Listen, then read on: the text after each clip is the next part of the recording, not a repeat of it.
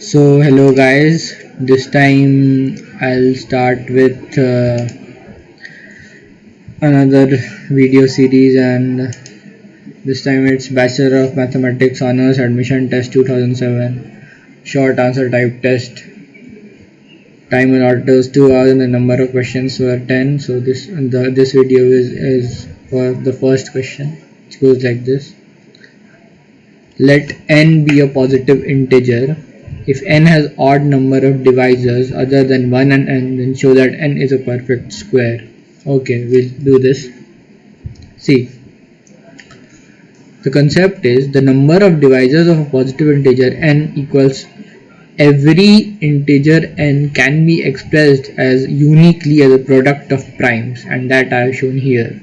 See, n equals p1 power alpha 1, p2 power alpha 2, p3 power alpha 3 up to pk power alpha k. And the number of divisors is given by alpha 1 plus 1, alpha 2 plus 1, alpha 3 plus 1, all whole multiplied to k terms alpha k plus 1. Why this is so? See the proof. P1 is a prime number. Therefore, the only divisors of P1 power alpha 1 are 1, P1, P1 square, P1 cube up to P1 power alpha 1. So if you count these, it would be alpha 1 plus 1. Similarly, the number of these divisors of P2 power alpha 2 are alpha 2 plus 1. So the number of these divisors of Pk power alpha k is alpha k plus 1. Therefore, the total number of divisors of n is alpha 1 plus 1, alpha 2 plus 1, alpha 3 plus 1, alpha k plus 1, all multiplied together.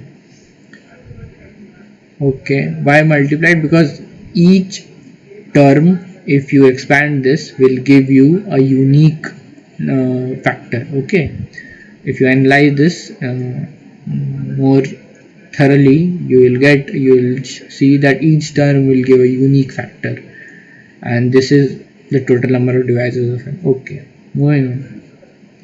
Now here alpha 1 plus 1, alpha 2 plus 1, alpha 3 plus 1 up to alpha k plus 1 is the number of divisors, and you have subtracted 2 because 1 and n, 1 and the number itself have been subtracted, so minus 2, and this is given to be odd.